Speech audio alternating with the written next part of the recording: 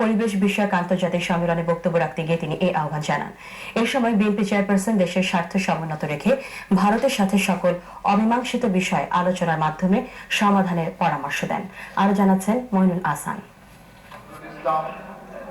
বাংলাদেশ পরিবেশ আন্দোলন বাপা এবং বাংলাদেশ এনভায়রনমেন্ট নেটওয়ার্ক বেন আয়োজিত পরিবেশ ও জলবায়ুর চ্যালেঞ্জ মোকাবেলা শীর্ষক দুদিনের আন্তর্জাতিক সম্মেলনের সমাপনী দিনে অতিথি ছিলেন বিরোধী দলীয় নেত্রী বিএনপি চেয়ারপারসন বেগম খালেদা জিয়া।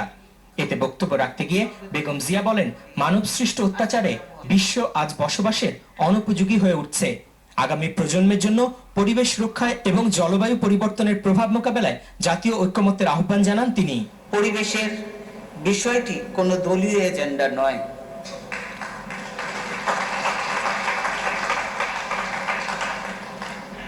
এটা আজ জাতীয় অস্তিত্বের সঙ্গে জড়িত। কাজে অন্তত এই ইস্যুতে জাতীয় ঐক্যমত গড়ে তোলার জন্য এই মঞ্চ থেকে আমি সরকারের প্রতি উদাত্ত আহ্বান জানাচ্ছি।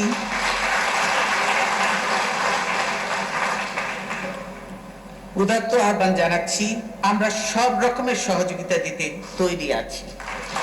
এ সময় কোপেনহেগেন বিশ্ব জলবায়ু সম্মেলন ব্যর্থ হওয়ায় হতাশার কথা তুলে ধরে বিএনপি চেয়ারপারসন এখন থেকেই মেক্সিকো সম্মেলনে বাংলাদেশ যাতে তার অধিকারের কথা তুলে ধরতে পারে সে প্রস্তুতি নিতে সরকারের প্রতি আহ্বান জানান।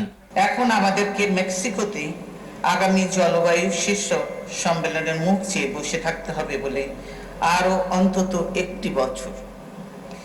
সেই সম্মেলনে বাংলাদেশের অবস্থান, ঝুঁকি ও চাহিদার কথা বলিষ্ঠভাবে তুলে ধরে ভালো ফলাফল বের করে আনার জন্য আমাদেরকে এখন থেকে সব রকমের প্রস্তুতি নিতে হবে।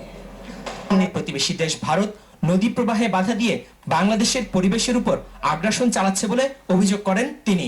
বাংলাদেশে পরিবেশ দূষণের ক্ষেত্রে আমাদের নিজেদের হঠকারিতা ও ভুল ছাড়াও আঞ্চলিক ও আন্তর্জাতিক কারণগুলো কম দায়ী নয়। প্রতিবেশী শক্তিমান রাষ্ট্র নদীর প্রবাহে বাঁধ দিয়ে আমাদের ওপর চালাচ্ছে আগ্রাসন। বর্তমান সরকার ভারত সরকারের সঙ্গে আলোচনায় জনগণের এইসব আশা আকাঙ্ক্ষা ও দাবির প্রতিফলন ঘটাবে। রাজধানীর ওসমানী স্মৃতি মিলনায়তনে আয়োজিত সম্মেলনে উদ্যোক্তা বাপা ও বেনের নেতৃবৃন্দ বক্তব্য রাখেন।